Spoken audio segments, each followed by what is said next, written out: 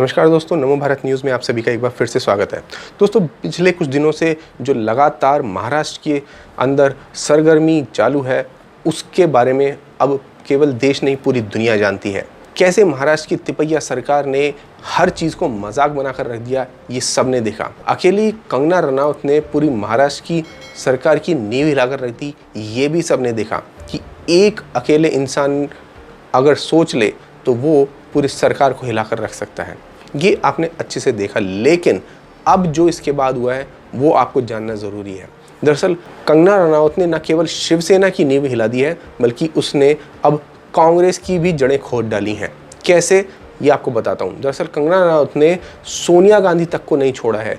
अब सोनिया गांधी भी लपेटे में आ चुकी है और उसका आना भी स्वाभाविक था। क्यों, ज़रा समझ लीजिए। दरअसल बीते कुछ समय से कंगना रनौत को महाराष्ट्र सरकार की तरफ से धमकियां, अनैतिक हमले और उत्पीड़न का सामना करना पड़ रहा था। इसी कड़ी में 9 सितंबर 2020 को बीएमसी ने कंगना रनौत के मुंबई स्थित करोड़ों के दफ्तर में तोड़फोड़ कर दी थी। ठीक है, मुंबई में बीएमसी ने तोड़फोड़ की, हो सकता था जायज़ कि वो ऐसा तोड़फोड़ करती, लेकिन बीएमसी ने ये जो तोड़फोड़ है वो तब की है जब कंगना के बंगले से पहले कई अवैध बंगले खुद शिवसेना के बहुत सारे नेताओं के हैं। यहाँ तक कि दाऊद के ऊपर मैंने आपको कल एक खबर दिखाई थी कि उसकी खुद की बिल्डिंग अवैध है और आज तक बीएमसी उसके ऊपर एक एक्शन नहीं ले पाई, जबकि शिवसेना अपने आप को राष्ट्रवादी और कट्टरवादी हिंदू की एक छवि प्रदर्शित करती थी। तो भी वो सत्ता में आने के बाद दाऊद के अवैध बिल्डिंग के ऊपर कोई कार्रवाई नहीं कर सकी। तब जाकर इन्होंने कंगना के जो बंगले को तोड़ा है, ये कितना जायज़ है, इस पर अब जनता बात कर रही है। मगर इस कार्रवाई से 24 घंटे के भीतर ही उच्च न्यायालय ने बीएमसी की इस तोड़फोड़ पर आधिकारिक रूप से रोक लगा दी थी। महाराष्ट्र सरकार के लिए कंगना का रवैया शुरुआत से ही आलोचनात्मक रहा है, खासकर सुशांत सिंह राजपूत मामले में जांच में मुंबई पुलिस की भूमिका को लेकर। अब कंगना रनौत ने इस मामले पर सोनिया गांधी से सवाल किए हैं। सवाल पूछते हुए कंगना ने कहा है, जिस तरह महाराष्ट्र सरकार एक महिला के साथ सार्वजनिक रूप से ज्यादती कर रही है, उस पर सोनिया गांधी को अपना मौन क्यों नहीं तोड़ना चाहिए था। कंगना ने अपने सवाल में यह भी कहा कि जिस तरह महाराष्ट्र सरकार ने कानून व्यवस्था का मजाक बनाकर रख दिया है, क्या सोनिया गांधी उस पर कुछ नहीं कहेंगी। कंगना रनौत ने इस मुद्दे पर ट्वीट करते हुए लिखा कि बाला साहब ठाकरे के जाने के बाद शिवसेना अपने उद्देश्य से भटक चुकी है।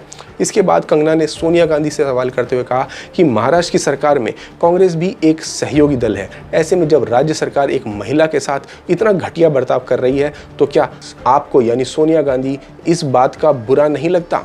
क्या आप महाराष्ट्र सरकार से निवेदन नहीं कर सकती हैं कि वह डॉक्टर अंबेडकर के संविधान के सिद्धांतों का सम्मान और पालन करे? इसके अलावा दूसरे ट्वीट में कंगना ने सोनिया गांधी को संबोधित करते हुए लिखा, आप विदेश में पली बढ़ी हैं और भारत में आपका जीवन बीता है। क्या आप नहीं समझती कि एक महिला के जीवन में किस तरह के संघर्ष होते हैं? इतिहास आपको आपके इस मौन और भेद करने वाली मानसिकता के आधार पर जरूर तोलेगा।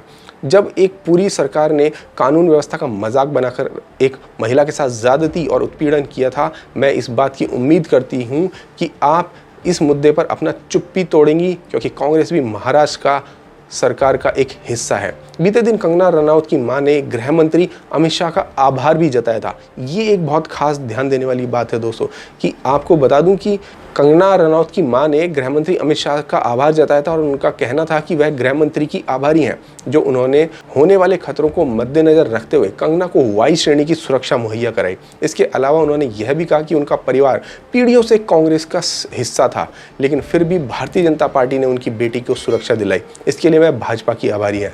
महाराष्ट्र सरकार के अंतर्गत आने वाली बीएमसी ने 24 घंटे का नोटिस देकर कंगना रनौत के दफ्तर पर बुलडोजर चला दिया था। इस कार्रवाई में बीएमसी ने कंगना के दफ्तर का आधे से अधिक हिस्सा तबाह कर दिया था।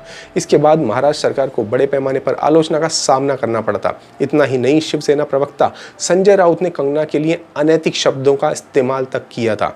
महाराष्ट्र के गृह मंत्री अनिल देशमुख ने यहां तक कह दिया था कि कंगना को मुंबई में रहने का कोई अधिकार ही नहीं है। शिवसेना विधायक प्रताप सारणिक ने कहा कि अगर कंगना मुंबई में कदम रखती है तो उनका मुंह तोड़ दिया जाएगा। इस तरह पिछले कुछ समय में कंगना को शिवसेना और महाराष्ट्र की तरफ से धमकियां और उत्पीड़न का सामना करना पड़ता। और ऐसे में जाकर कंगना ने जब सवाल किया कि क्या मुंबई पीओके बन चुका है जो मैं वहां नहीं जा सकती, तो भी कंगना के ऊपर ही प्रताड़ना शुरू कर दी थी इन शिव सैनिकों ने।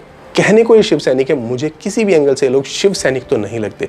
खैर, अब आपको बता दूं, इस पूरी लड़ाई में एक और परिचित व्यक्ति, जी हाँ, कांग्रेस का खास प्रतिद्वंदी और आलोचक अर्णव गोस्वामी भी इस मामले में कूद चुका है। आपको बता दें कि महाराष्ट्र की सरकार की फजीहत केवल कंगना ही नहीं, सोनिया गांधी के चिरपरिचित आलोचक अर्णब गोस्वामी भी कर रहे हैं। और अब महाराष्ट्र की राजनीति में उस समय नया मोड़ आ गया जब रिपब्लिक टीवी नेटवर्क के मुखिया अर्णब गोस्वामी ने हाल ही में गिरफ्तार किए गए उनके 2 कर्मचारियों की तत्काल रिहाई की मांग महाराष्ट्र सरकार से कर डाली। साथ ही रिपब्लिक टीवी का प्रसारण बंद करने को लेकर केबल ऑपरेटर्स को शिवसेना की ओर से दी गई धमकी को लेकर भी मुख्यमंत्री उद्धव ठाकरे को चेताया है। रिपब्लिक मीडिया नेटवर्क के रिपोर्टर अनुज कुमार और कैमरामैन यशपाल जीत सिंह को महाराष्ट्र पुलिस ने उस वक्त हिरासत में लिया था जब दोनों रिपोर्टिंग के लिए रायगढ़ गए हुए थे। अर्णब गोस्वामी ने शिवसेना प्रमुख उद्धव ठाकरे के खिलाफ तीखा हमला करते हुए दोनों पत्रकारों को तत्काल रिहा करने की मांग की है। अर्णब गोस्वामी ने कहा कि उद्धव ठाकरे, मेरे पत्रकारों को रिहा करो, आपने कानून तोड़ा है और हम इसे स्वीकार नहीं करेंगे। आपने संविधान नहीं लिखा और आपको इसे अपने हिसाब से चलाने का कोई अधिकार नहीं है। वहीं अब इस मुद्दे पर शिवसेना द्वारा रिपब्लिक नेटवर्क के चैनलों को ब्लॉक कर उनकी आवाज़ को दबाने की कोशिश की जा रही है। इसको लेकर अर्णब गोस्वामी ने कहा कि शिवसेना ने केबल ऑपरेटर्स को अवैध रूप से रिपब्लिक टीवी और रिपब्लिक भारत को ब्लैकआउट करने के लिए पत्र भेजे थे। शिवसेना ने केबल ऑपरेटरों को चैनल बैन कराने या फिर इसका परिणाम भुगतने की धमकी दी है। अर्णब गोस्वामी ने मुख्यमंत्री से कहा कि मेरे पत्रकारों को तुरंत रिहा करें और अपने संवैधानिक कर्तव्य को निभाते हुए अपने पार्टी के नेताओं को गिरफ्तार करें जो केबल ऑपरेटर्स को सरेआम धमकी देते हुए रंगे हाथों पकड़े गए हैं। गोस्वामी ने रिपब्लिक टीवी के लिए की गई कड़ी मेहनत और प्रयास को लेकर कहा, मैं एक मुंबईकर हूं। साथ ही अपने चैनलों पर मनमाने प्रतिबंध के खिलाफ चेतावनी जारी करते हुए अर्णब गोस्वामी ने कहा कि शिवसेना उनके नेटवर्क को छू भी नहीं सकती क्योंकि मुंबई, महाराष्ट्र और भारत के लोग उनके साथ हैं। रिपब्लिक टीवी के एडिटर इन चीफ ने कहा कि अगर उद्धव ठाकरे पत्रकारों को रिहा नहीं करते हैं तो वह जनता और देश की सर्वोच्च अदालत में उनसे लड़ेंगे। रिपब्लिक टीवी ने यह भी जानकारी दी कि महाराष्ट्र सरकार उनके रिपोर्टर अनुज कुमार से जबरन पूछताछ का प्रयास कर रही है। गौरतलब है कि अर्णब गोस्वामी की हालिया सुशांत सिंह राजपूत और पालघर में हिंदू साधुओं की हत्या में मामले में व्यापक कवरेज और महाराष्ट्र के मुख्यमंत्री और शिवसेना प्रमुख उद्धव ठाकरे के खिलाफ किए गए हमलावर सवालों की वजह से रिपब्लिक टीवी को डराने और धमकाने का काम किया जा रहा है। दोस्तों, यहाँ पर आपको मैं बता दूं कि लगातार मैं भी आपसे कई बार कहता आया हूँ कि हम ये जो रिपोर्टिंग कर रहे हैं, ये जो आपको खबर दिखा रहे हैं, ये बिल्कुल भी मुद्दा हमारा सुशांत की खबर को बताना नहीं है। वो तो जो हुआ सो हुआ, उसके ऊपर सीबीआई अब काम कर रही है। लेकिन यहाँ पर मुद्दा है कि महाराष्ट्र की सरकार साधुओं के खिलाफ तो जो अत्याचार हो रहे हैं उस पर कोई कुछ नहीं बोल रही है, लेकिन जब कोई राष्ट्रवादी कलाकार या राष्ट्रवादी पत्रकार उनकी पोल खोलता है तो उनके खिलाफ ही कानूनी हथकंडे चलाना शुरू कर देती है। बता दें, बृहस्पतिवार को जारी एक पत्र में शिवसेना से जुड़े शिव केबल सेना ने महाराष्ट्र में केबल टीवी ऑपरेटर्स से रिपब्लिक मीडिया नेटवर्क पर प्रतिबंध लगाने को कहा था। शिवसेना ने केबल ऑपरेटर्स को अर्णब गोस्वामी के नेतृत्व वाले मीडिया नेटवर्क पर प्रतिबंध लगाने या परिणाम भुगतने जैसी धमकियां भी जारी की थी। शिवसेना द्वारा प्रमुख TV cable operator Hathway, Den, In Cable, GTPL, 7 Star, Siti cables को लिखे पत्र में कहा था कि रिपब्लिक टीवी ने सीएम उद्धव ठाकरे, गृह मंत्री के लिए अपमानजनक भाषा का बार बार इस्तेमाल कर पत्रकारिता की नैतिकता और दिशा निर्देशों का उल्लंघन किया है। इसमें कहा गया कि अर्णब गोस्वामी ने न्यूज़ रूम में एक समानांतर अदालत बना ली है और इस पत्र में कंगना रनौत को हरामखोर कहने वाली शिवसेना नेता संजय राउत को मुख्य मार्गदर्शक बताया है। अब सोचिए कि शिवसेना या कहें कि महाराष्ट्र की जो सरकार है जिसमें 3 पहिए लगे हुए हैं, कांग्रेस, एनसीपी और शिवसेना, ये तीनों पहिए किस प्रकार हिंदुत्व के नाम पर बट्टा बिठा रहे हैं। और ये जो पूरी की पूरी प्लानिंग है इस तरह से करवाने की, ये केवल और केवल कांग्रेस की है, क्योंकि वो कहीं ना कहीं शिवसेना के ऊपर बंदूक रख के, कंधे पर बंदूक रख के चलाकर ये बता रही है कि देखो, तुम्हारे जैसे लोग जिनको तुम कभी पहले माना करते थे, पूजा करते थे, किस तरह की नेचर के हैं, किस तरह की प्रकृति के हैं। ये सारा की सारा जो राजनीति है दरअसल कांग्रेस ही करा रही है। तो दोस्तों, आपका इस पूरी खबर पर क्या विचार है हमें कमेंट बॉक्स में लिखकर ज़रूर बताएं। साथ ही साथ जस्टिस फॉर पालघर ज़रूर कमेंट बॉक्स में लिखें। धन्यवाद। जय हिंद।